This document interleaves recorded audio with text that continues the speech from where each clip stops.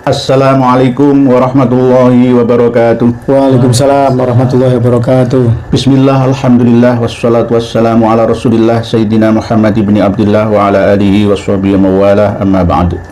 Beliau sudah keliling dunia beberapa hari belakangan ini untuk meneliti sekaligus juga religi wisata hati beliau lakoni sampai yang terakhir ke Malaysia dan mendarat ke Surabaya langsung ke Pasuruan bersama dengan kami di sini.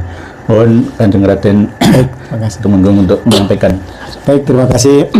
Assalamualaikum warahmatullahi wabarakatuh. Rahayu, rahayu, rahayu. Benar sekali, alhamdulillah saya bisa hadir di padepokan dari Kanjeng Raden Tumenggung Nur Ihya Hadinegoro di bumi Pasuruan ini untuk bermuwajahah, untuk sekali lagi bisa memberikan update sekaligus kita diskusi dengan Yang Mulia, seorang saudara seperjuangan yang saya pribadi harus banyak berguru kepada beliau terkait mengenai masalah gelar, masalah nama, masalah nasab dan lain sebagainya, apalah artinya. Tapi perjuangan itulah yang lebih penting daripada segala macam embel-embel itu. Itu yang paling pertama. Yang kedua, memang benar saya baru landing tadi di Bandara Juanda, habis mengunjungi dari beberapa tempat, termasuk juga dalam koridor ke beberapa saudara, terutama dari etnis Melayu, baik yang ada di Sumatera, baik yang ada di Malaysia maupun juga di Thailand Selatan atau Patani. Jadi alhamdulillah saudara-saudara Melayu kita yang ada di mancanegara itu memang kemandirian sebagai sebuah bangsa, apalagi kalau kita melihat bahwa sistem pemerintahan kenegaraan di Malaysia berbeda dari di Indonesia. Di sana sistem monarki masih dipertahankan, walaupun kepala pemerintahan itu dipilih melalui pemilu, tetapi kepala negara itu memang masih dari owner-owner, pemilik-pemilik yang punya saham, yaitu kerajaan-kerajaan yang ada di sana. Di sana itu klan Ba'alwi tidak seperti di sini yang begitu merajalela. Walaupun kita dulu melawan penjajahan berdarah-darah, sangat heroik, tetapi sekian lama menjadi bangsa yang terjajah dan inlander itu rupanya masih melekat di dalam sebagian dari pribumi kita. Tapi kalau di Malaysia tidak, mereka tidak tidak sebebas, tidak sengawur, tidak seleluasa di Indonesia. Mereka sangat dibatasi, mereka juga harus tahu diri, jangan macam-macam di Malaysia. Karena apa? Hak-hak orang Melayu sangat dilindungi. Orang pribumi menjadi warga negara kelas 1 di sana. Okay. Terus kemudian warga imigran seperti keturunan Cina dan India itu di bawahnya pribumi. Dan harusnya memang seperti itu. Di Indonesia. Kalau kita melihat seperti misalkan daerah istimewa Yogyakarta. Di sana orang di luar pribumi kan dilarang untuk punya aset tanah dan lain sebagainya. Harusnya memang seperti itu. Pribumi sebagai pemilik bangsa yang asli yang telah tinggal berbaur ribuan tahun lamanya memang harus diutamakan daripada orang-orang yang baru datang, apalagi klan Ba'alwi yang jelas-jelas tidak ikut berjuang di dalam kemerdekaan bangsa. Mereka juga absen di banyak momen penting perjuangan bangsa kita, bahkan kemudian mereka menjadi anti kolonial dan hingga sekarang mereka masih menerapkan segregasi kelas, politik rasis, apalagi di Brunei, Kanjeng. Di Brunei itu mereka tidak punya ruang sama sekali. Di Brunei itu tidak semua orang boleh untuk ceramah, untuk kemudian seenaknya di atas mimbar, apalagi mau double datuknya yang superhero, bisa narik emas, bisa Isra Mi'raj, bisa 10 kali dalam semalam. Ya itu nggak mungkin di Brunei sana, di mana sistem kerajaannya sangat makmur, sangat ketat dan luar biasa, begitulah. Artinya di Nusantara terutama di luar Indonesia ini sebenarnya mereka semakin lama memang semakin sempit ruang geraknya, karena rupanya gejolak yang ada di Indonesia, mereka memang awalnya dari Indonesia, tetapi mereka menangkapnya, mengaplikasinya lebih cepat karena mereka pakai sistem kerajaan monarki yang demikian tanggap. Seperti misalkan Sultan Johor yang sekarang menjadi yang di Pertuan Agung Malaysia. Sultan Johor itu jelas mengatakan bahwa kita harus bangga sebagai orang Melayu untuk memakai baju tradisional, adat istiadat, dan bahasa dan lain sebagainya ala Melayu, bukan ala Yaman. Jadi semacam itu jelas yang di Pertuan Agung Sultan Ibrahim kalau nggak salah. Itulah. Tetapi saya melihat bahwa Kanjeng, perkembangan di Indonesia sendiri juga tidak kalah menggembirakannya, walaupun terkesan memang tidak selaju di negara-negara lain, tetapi saya melihat banyak efek positif yang terjadi di Nusantara kita. Kalau Kanjeng misalkan jeli, kita melihat seperti misalkan yang pertama, para nakib sudah mulai berdatangan, ya, lewat Nakoba Ansab Aulia Tis'ah, luar biasa sekali. Raden Kiai Ilzamuddin sudah safari ke Yunan, safari ke Uzbekistan, ke Pakistan untuk menelusuri jejak leluhur Wali Songo. Dan kemudian beberapa nakib sudah ke Indonesia, nakib Maroko misalkan, resmi dari kerajaan Maroko, nakib Pakistan, untuk menunjukkan dan mengakui bahwa Wali Songo ternyata memang benar-benar keluarga besar dzurriyyah Nabi. Tidak hanya punya catatan di sini, tetapi juga catatan itu diakui oleh negara asal leluhurnya. Sekarang bandingkan dengan Balawi, mereka bersikukuh dengan catatan internalnya, tetapi tidak diakui. Di Yaman tidak mendapat isbat, apalagi di Irak, kan begitu. Ini kan sudah bisa dibandingkan mana emas yang asli, mana yang imitasi, kan begitu. Itu yang pertama. Yang kedua, melihat gini, semua lembaga survei, semua ahli statistik dunia, ketika melihat suatu opini, suatu pergerakan dari arus informasi, pasti akan melihat medsos. Medsos ini adalah salah satu tolok ukur untuk melihat sebenarnya publik ini bergerak kemana, kan begitu. Di dalam dunia medsos kita, telak kita, yang namanya Habib ini, yang tukang dobel, tukang halu, tukang cerita khurafat dongeng ini, itu semakin tidak punya harga diri, semakin hancur, dibully. Mereka sudah luluh lantak lah oleh generasi-generasi milenial kita yang cerdas-cerdas, yang sekarang ya sudah jauh lebih rasional di dalam melangkah, di dalam berpikir dan di dalam berlogika. Itu yang kedua. Yang ketiga, pergerakan mereka misalkan ketika mereka demo di depan Mabes Polri, menurut drone yang terakhir kapan hari itu mereka katanya mau demo 2 juta. 2 juta. Dari hasil drone itu tidak sampai 200 orang, sekitar 170 orang. Ini drone ya, drone yang dari Mabes Polri itu sekitar hitungannya seperti itulah. Jadi jauh berkurang dari dulu mereka bisa menipu umat mengaku cucu Nabi, ya, dengan menggerakkan orang dengan isu-isu politik. Sekarang nggak laku mereka itu.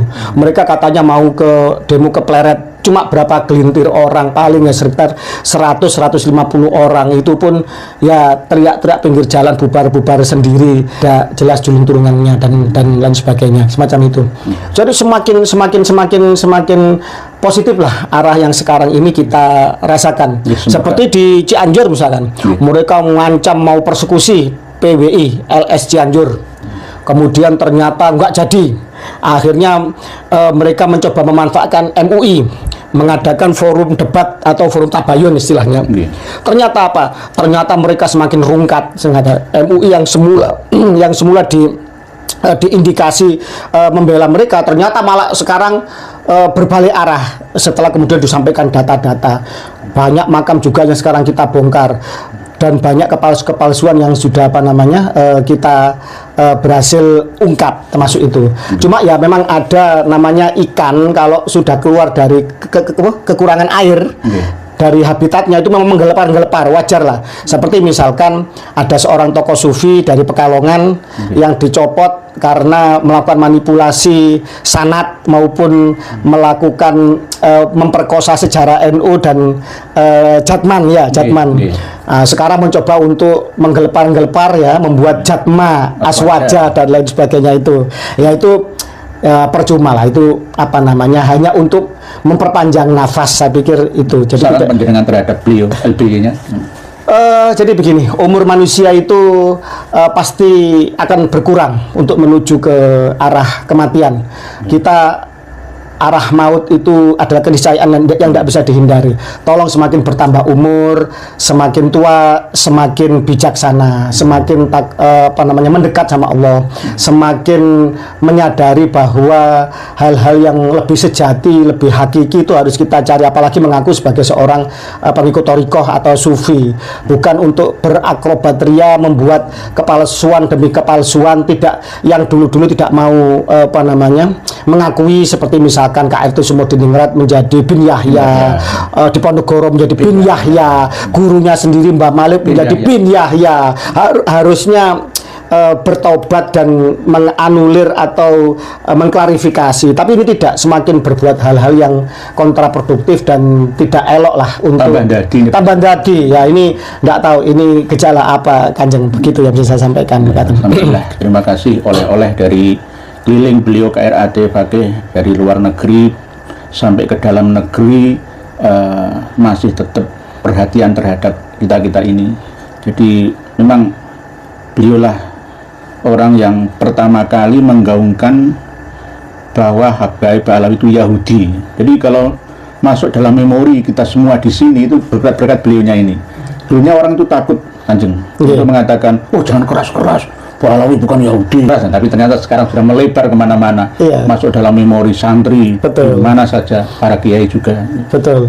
Ketika saya menggaungkan pertama kali itu, Mas Dr. Sugeng sendiri yang masih famili saya, yang masih famili kita, masih saudara, itu juga menasihati saya, tolong jangan keras-keras.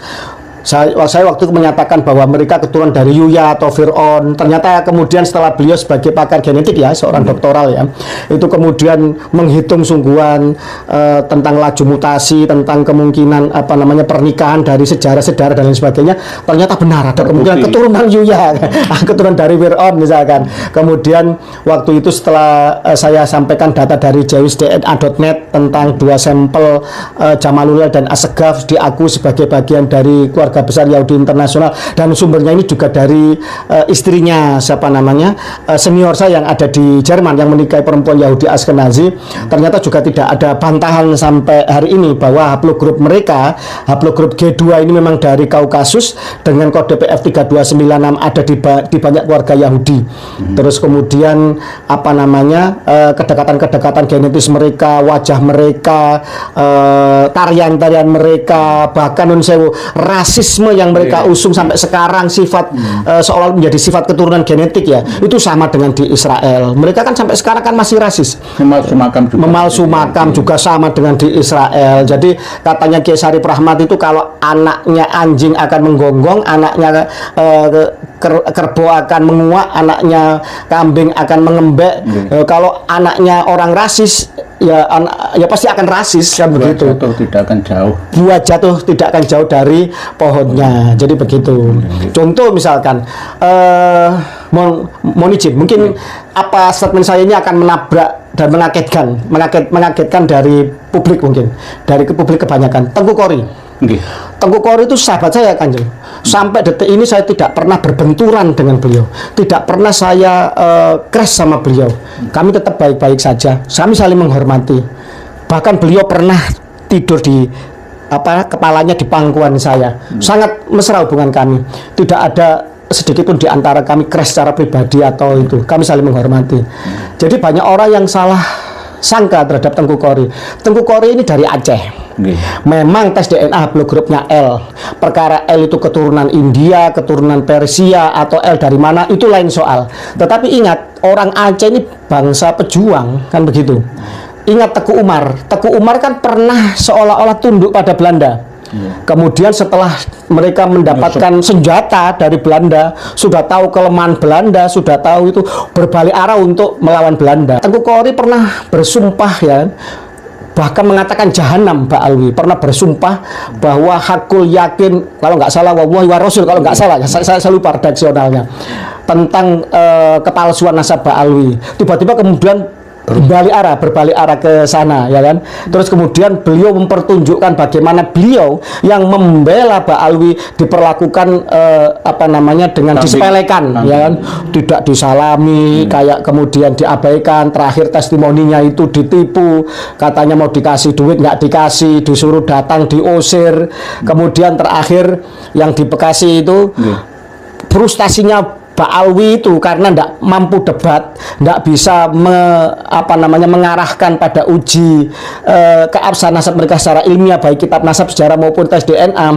Mereka kan karena otaknya pendek, ya kan, karena nggak bisa membuktikan, kan bisa kan marah-marah. Sama Tengku Kori kan dikoordinir untuk menunjukkan ini loh watak asli dari Habib yang frustasi gitu, dengan muhibinnya kemudian marah-marah dan lain sebagainya. Sebenarnya Tengku Kori itu menguntungkan kita. Sebenarnya Tengku Kori secara opini itu menjatuhkan Habib Ba'alwi dan menunjukkan kepada publik bahwa perjuangan pribumi ini benar gitu loh. Seperti itulah watak asli anarkis, rasis dari klan Ba'alwi. Oh, salut untuk Tengku Kori. Jadi demikian ya. Semoga saja apa yang Kanjeng Raden Arya Tumenggung Bagong ini benar, sehingga bisa menjadi harapan kita bahwa apa yang dilakukan beliau Dik Kori ini benar-benar berada di pihak kita. Betul, tapi betul. bagi kebanyakan orang Kanjeng itu ini berada di pihak Ba'alawi. Ya biarin aja. Ya syukurlah kalau kemudian Ba'alwi merasa Tengku Kori di pihak mereka. Ya lebih bagus lagi kalau semacam itu. Jadi itu saya sangat syukuri kalau kemudian Ba'alwi menelan mentah-mentah itu kan begitu. Memang secara pribadi saya juga tidak pernah berkonflik dengan beliau. Dengan panjenengan juga beliau tidak pernah berkonflik secara pribadi, tetapi kemungkinan beliau melewati batas sehingga bergerak ke lawan kita. Maka ini kadang-kadang yang menjadi pro dan kontra. Jadi seorang Tengku Kori yang bermanuver seperti itu bagi saya sih nyantai-nyantai aja, saya senyum-senyum aja, tidak pernah sekalipun saya menegur Tengku Kori atau menyerang yang seperti apa, tidak pernah, kan begitu. Cuma hasil tes DNA-nya haplogrup L, bahwa beliau bukan garis lurus laki-laki ke Rasulullah, beliau sudah bilang kok, kalau tes DNA saya bukan D1, bagi saya nggak masalah, saya bukan keturunan lurus laki-laki ke Imam Ali, pernah statement seperti itu. Sebenarnya nggak ada masalah. Semua pribumi Nusantara ini sebenarnya apapun haplogrupnya, ada yang C, yang dari orang Batak, banyak dari saudara Batak banyak yang C, seperti orang Mongol, yang O, ada juga yang L, ada juga yang R. Mungkin dulu ada persilangan pernikahan dengan orang Belanda atau orang Persia, nggak ada masalah. Al-Ghadri itu R, Al-Ghadri itu diba'alawikan, haplogrup mereka itu YDNA-nya itu R, bukan G. Jadi jelas mereka itu adalah keturunan Persia dan mereka itu bukan Ba'alawi, tapi mereka diba'alawikan oleh Belanda. Dalam buku-buku sejarah yang datang ke Matan, Mempawah, Sukadana, yang akhirnya menurunkan Kesultanan Pontianak itu dari marga Jamalul Lail, kan? Padahal Jamalul Lail jenengan sudah tahu dari G, dari G, satu itu, dari G, dan diakui menjadi marga Yahudi, marga Yahudi dari Kaukasus itu. Tapi anehnya ketika Al-Ghadri tes DNA kok R, bukan G. Berarti kan ada something wrong, ada sesuatu yang di-create, ada sesuatu yang direkayasa di masa silam untuk diba'alawikan. Saya yakin seperti itu. Nah, ini ada berita yang sangat-sangat menggembirakan kita ya. Di antaranya berita dari beliaunya tentang Dik Kori, yang semoga saja sesuai yang beliau sampaikan ya. Harapan kita, saya juga sering menyampaikan ke publik Kanjeng bahwa saya masih tetap bisa menerima Dik Kori jika kembali ke pangkuan kita. Karena apa ya, namanya orang kan ya yang penting taubatan nasuha gitu. Saya sering menyampaikan seperti itulah. Kawan-kawan itu jangan, itu pengkhianat. Nanti kalau dibuang dari pihak Ba'alawi terus kita buang juga, mau kemana? Ini kita bangsa pemaaf. Saya pernah sangat dekat secara secara pribadi dengan Tengku Kori, dengan Gus Arya. So, tidak ada masalah dengan mereka berdua gitu loh. Saya tahu mereka sedang melakukan apa, sedang berakrobat apa, mereka sedang bagaimana. Saya yakin kok Gus Arya itu juga track recordnya dulu melawan 212 tahun 2017, 2018 sampai 2020-an itu juga luar biasa. Jadi kemudian ketika beliau melakukan sesuatu yang berbeda, itu sebenarnya bagi saya adalah suatu anomali yang by design. Karena apa? Yang mewawancarai saya pertama kali terkait mengenai masalah DNA Habib itu Gus Arya. Gus Arya pertama di Jakarta, tapi kemudian itu Bagus Warid ya, itu tidak berani blow up. Gus Arya lebih blow up. Jadi luar biasa Gus Arya itu. Baru kemudian setelah itu di Gus Fuad. Jadi kita harus pandai-pandai lah untuk membaca. Jadi tidak bisa kita melihat seseorang itu dari satu peristiwa. Harus dilihat dari global, totem pro parte dan atau pars pro toto. Melihat keseluruhan untuk mengambil kesimpulan kecil. Dan dibalik dari keping-keping kecil untuk disusun menjadi suatu analisa besar, atau kalau dikatakan menurut Bapak filsuf modern René Descartes itu atomisme logis. Dari hal-hal kecil kita susun untuk kita melihat bangunan besar. Memotret seseorang pun juga harus demikian. Memotret Tengku Kori harus bisa juga dilihat bagaimana dia bersumpah dengan totalitas tentang kepalsuan nasabah Alwi, bagaimana dia melaknat Ba'alwi, bagaimana dia juga dengan gigihnya pernah berantem dengan para muhibbin dan lain sebagainya. Kemudian setelah itu dia berbalik arah, harus dilihat apakah itu by accident atau by design. Saya yakin orang yang cerdas akan bisa memahami apa yang dilakukan oleh Tengku Kori. Bukan saya membela Tengku Kori, bukan. Tapi saya melihat bahwa saya pernah sangat dekat secara pribadi dengan beliau gitu. Ini bagian daripada harapan atau rojaan beliau KRAT ini terhadap dua kawan yakni Gus Arya dan B. Kori. Ini semoga saja beliau berdua mendengarnya sehingga dengan husnudzon beliau ini bisa mengena ke hati beliau berdua sehingga mau menyadarinya, bukan membela kita, bukan membela bangsa dan negara dan bahkan agama.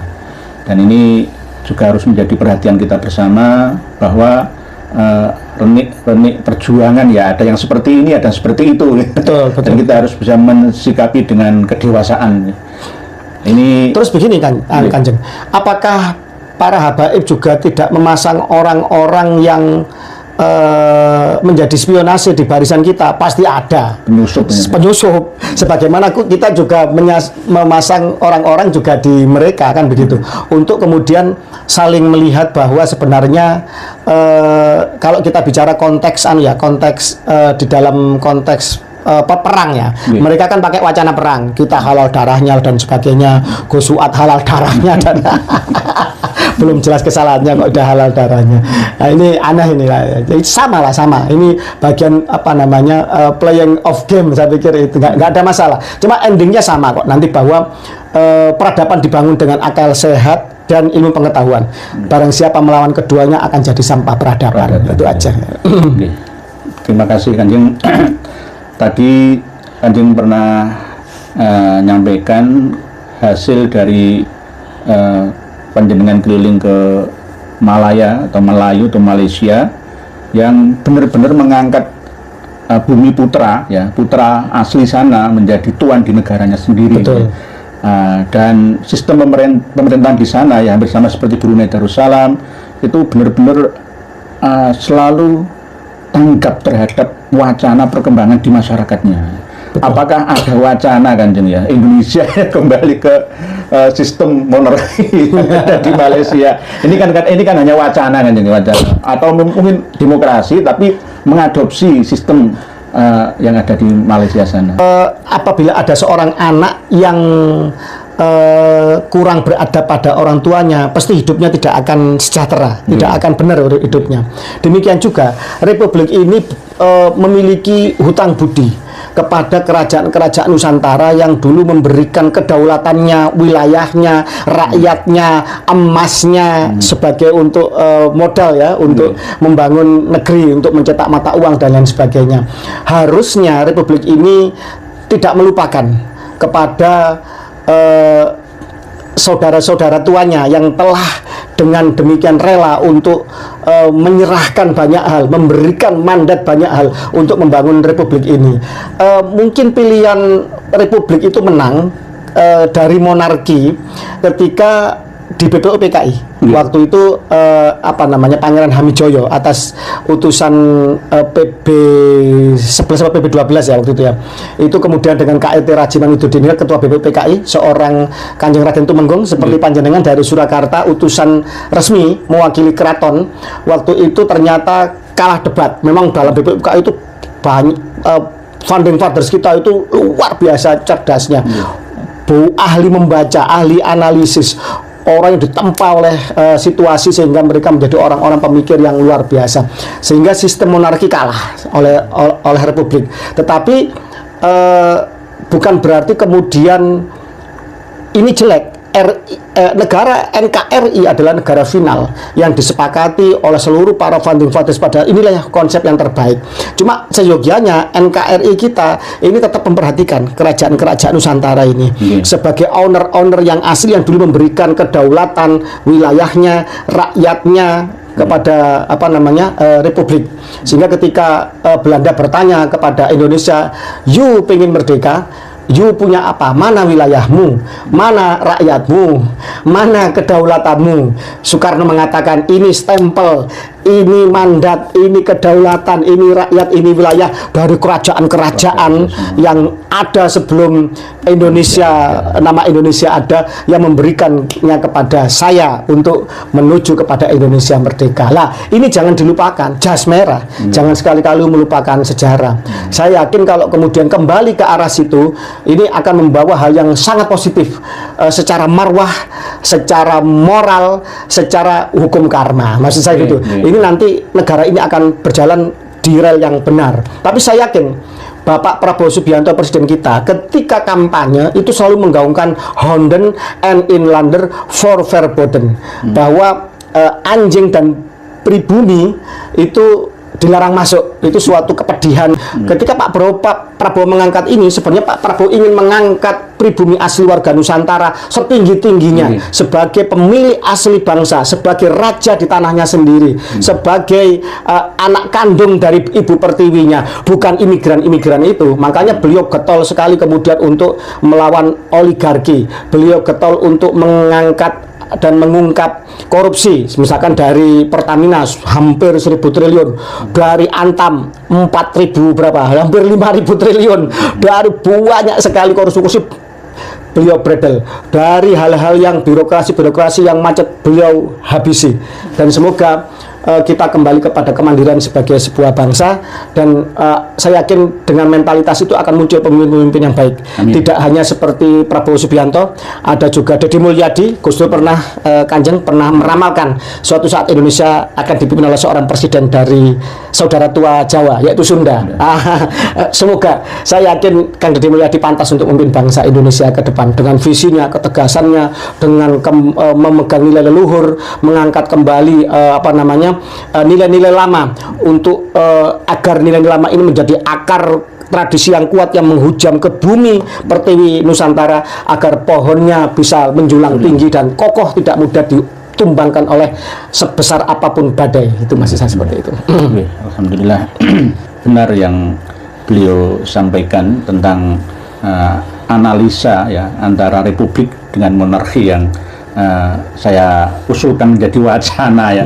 Bukan kami mendukung monarki seperti Malaysia ya, enggak, tetap kita NKRI, tapi jangan sampai sebagai anak yang lahir dari orang tua tadi kan, betul. harus birrul walidain. Betul. Dua orang tua berarti bukan hanya dua, ada ratusan kerajaan-kerajaan di Nusantara yang dulu menyumbangkan harta, wilayah dan warganya, rakyatnya untuk bergabung menjadi satu negara kesatuan Republik Indonesia. Jangan sampai ini disia-siakan, lalu lupa akan sejarah yang sudah dipesankan oleh Pak Karno ya, jas merah itu ya. Harusnya dari pihak pemerintah sekarang kembali ke sejarah. Dulu ini sudah dibangun dari apa dan siapa. Lalu minimal gini, maksud saya gini, itu benar sekali.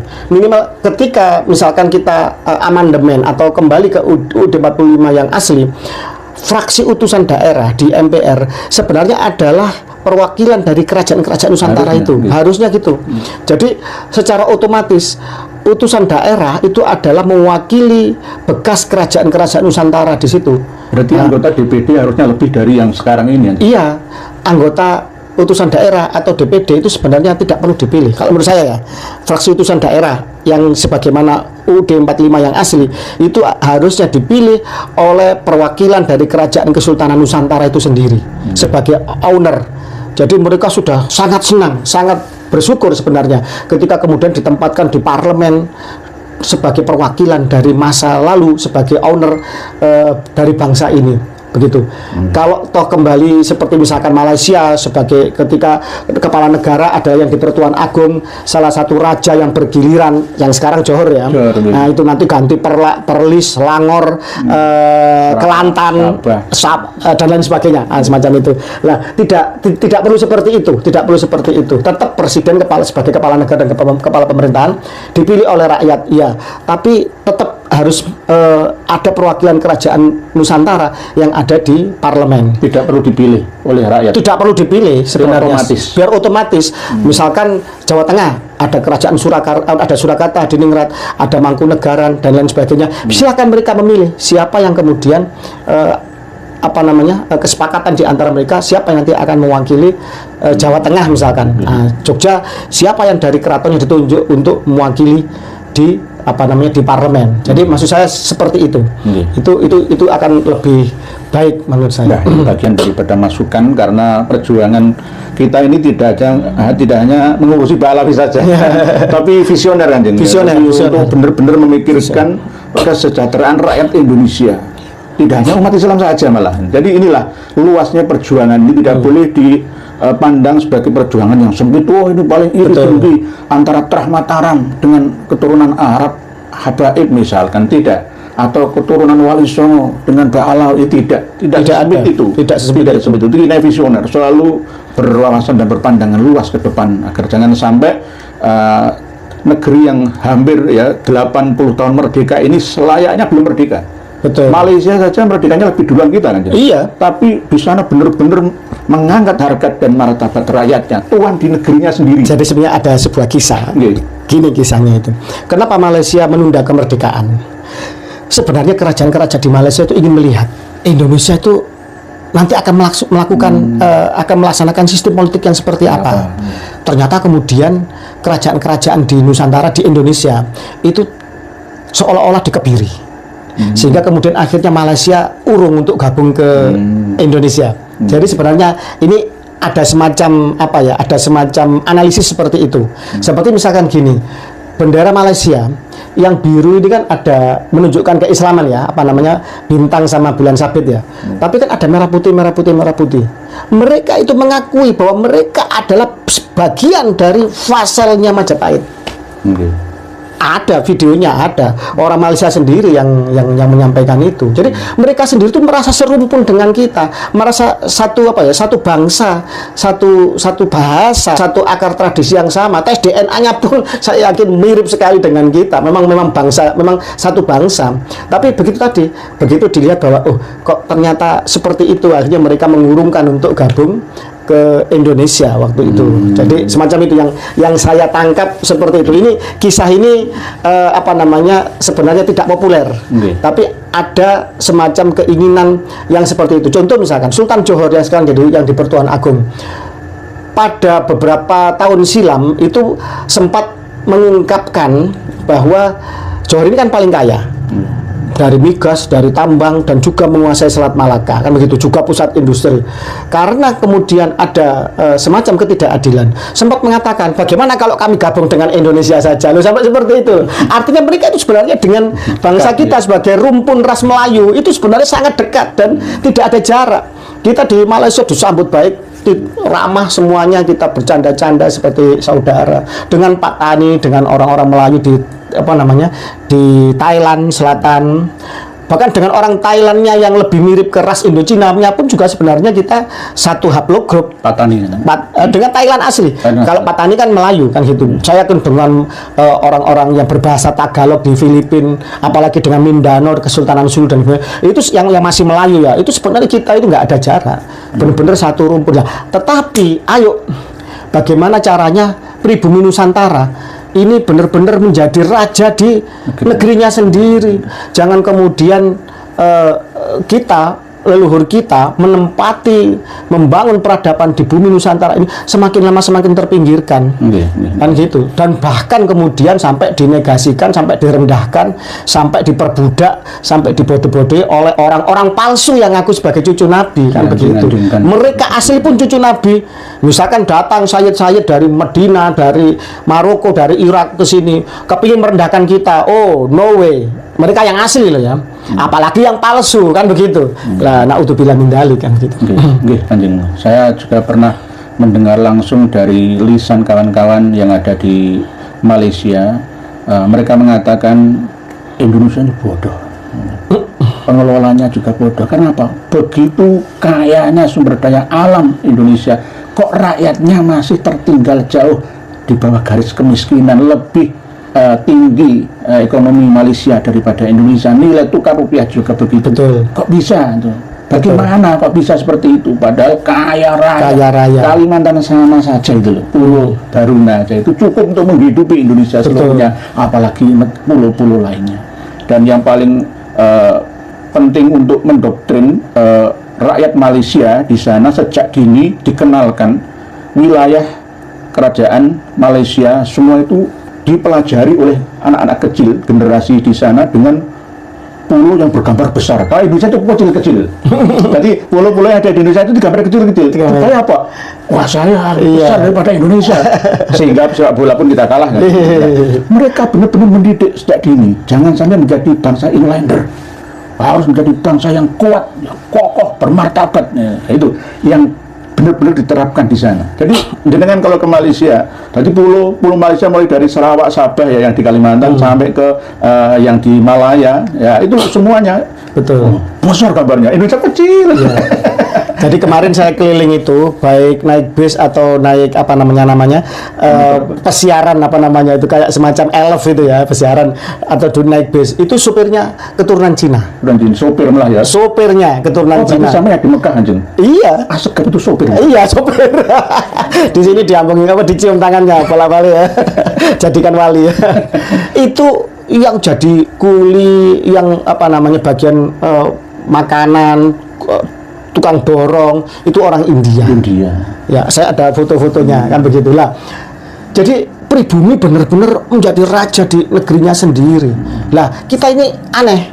Kebalik kan begitu loh. Padahal seharusnya dengan jumlah penduduk sebanyak ini kita lah yang menjadi tuan di negeri sendiri.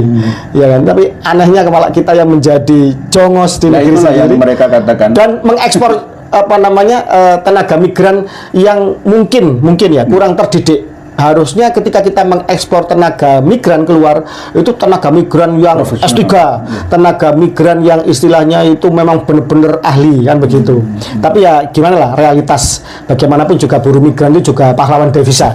Di tengah kesulitan bangsa ini kurs yang rendah masih banyak saudara-saudara kita yang beradu nasib untuk membantu keluarganya itu juga pahlawan devisa. Tetapi saya harapkan ke depan nanti apabila nanti sumber daya alam kita betul-betul dikelola dengan baik, para orang-orang buruh migran di luar ini bisa bekerja di sini dan bisa membawa kemajuan dan kemakmuran. Katanya para pakar termasuk Profesor Mahfud MD kalau tidak salah pernah ngomong, kalau tambang-tambang ini dikelola sesuai dengan pasal 33 UUD 45, maka setiap jiwa di dalam penduduk Indonesia mendapatkan cuma 20 juta rupiah.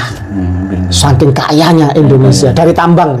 Tambang saja, belum lainnya. Belum yang lainnya, betul. Bukannya belum masukan negara dari hasil pajak dan iklan perikanan dan lainnya, ya, Kanjeng. Jadi memang benar yang Kanjeng sampaikan ini. Saya sendiri sering mendengar ucapan dari kawan-kawan Malaysia itu ya Indonesia kok bodoh ya. Kadang-kadang ya malu ya. Iya, mau saya ingkari bagaimana? Nyatanya ya. Kalau dikasih ya kue-kue yang sebegini besarnya bisa melarat negara itu bagaimana? Utangnya kemana-mana. Di EC sama Singapura saja kalah. Nah ini kan sangat kita sayang. Betul. Jangan sampai kembali kepada yang selalu dituliskan oleh Belanda di setiap tempat-tempat pesta, tempat-tempat renang, wisata dan lain sebagainya, verboden, voorhonden, en Englander. Ini termasuk bagian daripada rasis dan fasis terhadap kita. Ini yang kita perjuangkan. Jangan sampai negeri kita ini menjadi negeri yang sama seperti belum merdeka. Betul. 80 tahun, 2045 yang akan datang itu Mas 100 tahun kita merdeka pas. Harusnya sudah benar-benar berubah menjadi bangsa yang sangat berharga, bermartabat di mata seluruh penduduk dunia. Harusnya begitu. Terus kemudian gini kan, sebenarnya perjuangan masalah meluruskan nasab Nabi ini sudah selesai menurut saya dari sisi keilmihan.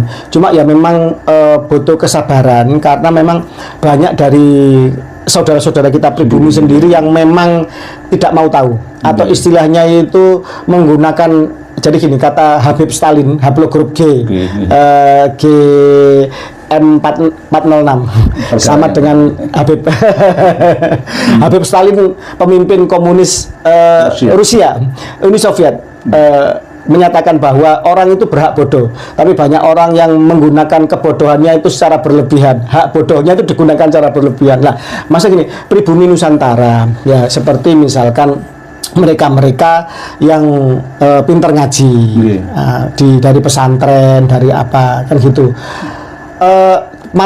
Marilah kita itu berkaca dengan benar. Tidak mesti orang jadi wali itu harus cucu Nabi. Ya, tidak mesti orang alim itu harus cucu Nabi. Kutubus Sittah itu tidak ada yang cucu Nabi, tidak ada yang ahlul bait. Imam Madzhab 4 tidak ada yang ahlul bait. Artinya orang-orang brilian pintar itu tidak harus dari cucu Nabi. Lah, seperti Pak Alwi misalkan, jangan mudah tertipu. Ini cucu Nabi karena bla bla bla. Tidak mesti diperiksa dulu, diteliti dulu. Jangan gampang untuk suudon. Dan di antara imam mazhab, Imam Abu Hanifah dengan Imam Malik ini banyak yang tidak sama fatwanya. Padahal muridnya langsung dengan Imam Syafi'i, muridnya Imam Malik dengan Imam Hambali, ya itu juga tidak sama. Jadi seorang guru jangan mendoktrin muridnya. Kalau tidak nurut guru, maka tidak barokah ilmunya. Bukan begitu. Seorang guru itu akan bangga punya murid yang melebihi dirinya. Seorang guru adalah memberi tongkat pencerahan kepada muridnya untuk melejit, lebih bersinar, lebih berpendar daripada dirinya, dan bukan untuk membelenggu, untuk mendoktrin agar kalau enggak nurut, semacam itu. Kalau saya cinta sama Habib, murid saya tidak nurut, maka tidak manfaat ilmunya. Enggak boleh seperti itu. Apalagi jangan taklid. Taklid itu hanya untuk orang yang tidak bisa baca tulis, orang yang tidak bisa yang nggak ngerti kitab, yang nggak bisa menganalisis, yang mati akalnya, yang bukan bidangnya, itu taklid tidak apa-apa. Tapi kalau sudah bisa mutola'ah sendiri, wajib dia meneliti dengan kajian ilmu yang benar. Jadi semacam itu. Terima kasih Kanjeng.